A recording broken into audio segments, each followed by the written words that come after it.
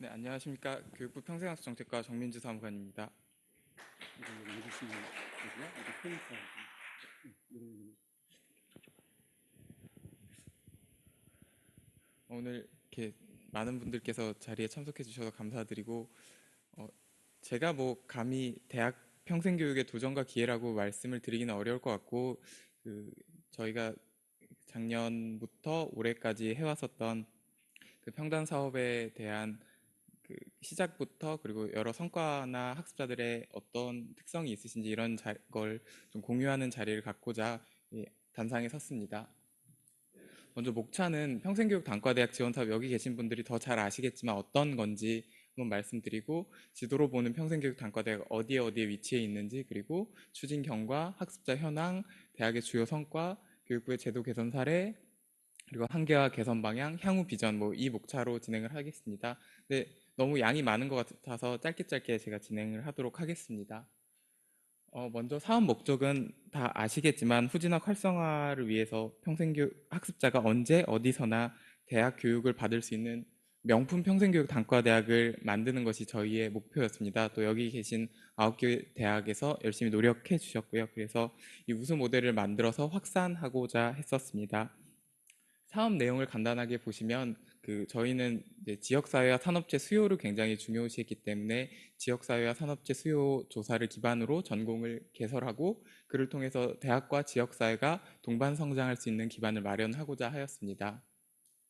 그리고 전담 조직을 구성하고자 했습니다. 기존의 그 성인 학습자들을 대상으로 한 재직자 특별전형과 같은 거는 학과 형태로 있어서 전담으로 성인 학습자들이 지원을 받는 거에는 부족한 부분이 많았던 것 같습니다. 그래서 단과대학 형태로 개설을 해서 단과대학 행정실도 만들고 전담 지원 조직도 충분히 갖출 수 있는 것을 저희는 지향하였습니다. 그리고 사업 내용은 아시다시피 학위과정과 학점과정, 비학위과정을 뭐 자유롭게 선택하실 수 있었고, 일단 학위과정은 필수적으로 운영을 하시게 되었습니다. 그리고 또 가장 중요하게 보았던 포인트 중에 하나였는데요. 평생학습자 친화적인 학사 운영을 하고자 했었습니다. 그래서 그 성인 학습자들은 기존 학령기 학생들과는 조금 다를 수 있다라고 생각을 했었습니다. 일과 학습을 병행하시기도 하고 또 재직하시기도 재직 경험이 대부분 다 있으시기 때문에 조금 더 현장과 밀착된 교육 과정을 만들어야 할 필요도 있다라고 생각을 했었습니다. 그래서 이러한 맞춤형 수업 방식, 뭐 앞서 말씀해 주셨던 주말이라든지 야간 수업, 또 온라인 수업 같은 것도 충분히 병행하여서 진행하려고 하였습니다. 지도로 보는 평생교육 단과대학입니다. 보시다시피 이제 9개 대학이 권역별로 위치하여 있습니다. 추진 경과에 대해서 간단하게 말씀드리도록 하겠습니다. 2015년 12월 30일 날 평생교육 단과대학 지원 사업에 대한 기본 계획이 발표되었었고요.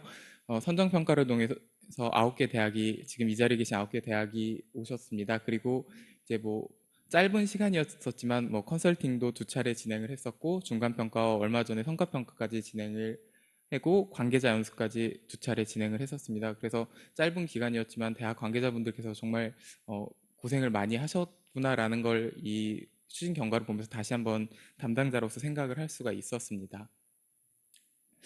그리고 평생교육 단과대학에 어떤 분들이 계시는지 이거를 저희가 조금 조사를 해보고자 했었습니다. 이게 조금 더 흥미있으실 수 있는데 전체 신입생은 863명이 들어오셨습니다. 제가 확인했었을 땐 864명이었는데 한 명께서 이제 포기를 그 이후에 하셔서 최종 863명이 등록을 하셨고, 전담 교직원은 이제 190명이셨습니다. 그래서 신입생 전담 교직원 한 명당 4.5명을 이제 케어하는 형태로 이제 보시면 될 것 같습니다. 뭐 성별 같은 경우에는 남학생의 비율이 조금 더 높았습니다. 이건 아마 이제 개설한 전공에서 공학 베이스의 전공들이 많았기 때문에 남성 학습자 비율이 조금 더 높지 않았나 이렇게 생각을 해봤습니다. 그리고 연령으로 보시면은 20대 비율이 39%로 가장 높기는 합니다. 그렇지만 또 특이하게 이제 다른 단과대학이나 일반적인 학령기 학생들 같은 경우에는 30대 이상 학습자들이 거의 없습니다. 근데 저희는 보시면은 30대, 40대, 50대, 60대까지 상당히 많은 학습자분들이 계셔서 요즘 같은 시대는 이제 지식 주기가 굉장히 짧아지고 있는 시기인데 다시 대학에 들어가서 공부를 하고자 하는 분들이 이 제도를 충분히 활용하실 수 있겠구나라는 생각을 했었습니다.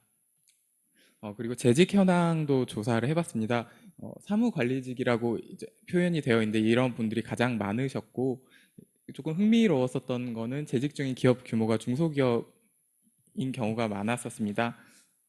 그리고 그 총 재직 경력 같은 경우에는 15년 미만의 재직하셨던 분들이 대다수를 차지하고 계셨습니다. 그래서 상대적으로 저연차이신 분들이 역량을 개발하는데 이 평생교육 단과대학 사업에 참여하셔서 활용을 하신 게 아닐까 이렇게 생각을 해봤습니다. 그리고 최종 학력은 고졸이셨던 분들이 가장 많으셨습니다. 물론 이 평단 사업에 선정된 9개 대학에 진학하셔서 이제 대학 학사학위를 취득하시게 되겠지만 69% 정도 분들이 고졸학위셨고 이제 진학 목적이 무엇인지 여쭤봤을 때 학위 취득 목적이 56%로 가장 많았습니다. 하지만 또 한 22% 정도 됐던 게 퇴직 후 재취업, 이직이라는 항목이었습니다. 이 두 가지를 합치면 한 22, 3% 정도 되는데요. 이거를 보면 단순히 학위 취득만이 목적이 아니라 생애 전환기를 맞으신 분들이 제2의 인생의 도약의 발판을 이 평단 사업으로 삼으신 게 아닐까라는 생각도 조금 해봤었습니다. 그리고 통학 거리를 조금 특이하게 조사를 해봤었는데요. 40km 이내이신 그 학습자분들이 한 77% 정도로 나타났었습니다. 그래서 이제 진학을 선택하실 때 그 거리도 굉장히 중요한 요건이구나를 생각해서 이제 접근성 향상이 굉장히 중요하다라는 걸 다시 한번 생각을 하게 되었습니다.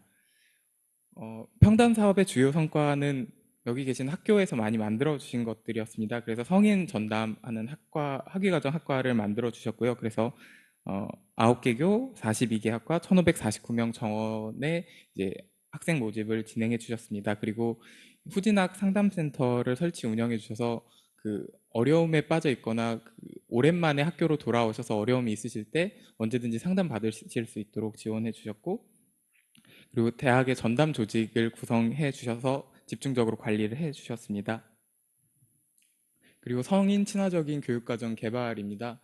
그 앞서 말씀드렸듯이 뭐 멘토링이나 오리엔테이션 같은 학교 생활 적응 지원하는 프로그램도 많이 개설을 해주셨고 뭐 NCS 연계 교육과정 개발해 주신 학교도 있었고 TBL 방식은 이제 서울과기대에서 해주신 건데 트리플 블렌디드 러닝이라고 해서 그 온라인 수업과 그 출석 수업을 결합하는 블렌디드 러닝 방식의 이제 교육을 만들어 주셨습니다. 그리고 공통 역량 교육과정 개발해 주시고 전문 스튜디오는 많은 학교에서 구축해 주셨는데 그 아마 앞으로 더 많은 고품질의 그 무크 강좌 사이버 교육과정을 더 창출해 주실 거라고 기대하고 있습니다.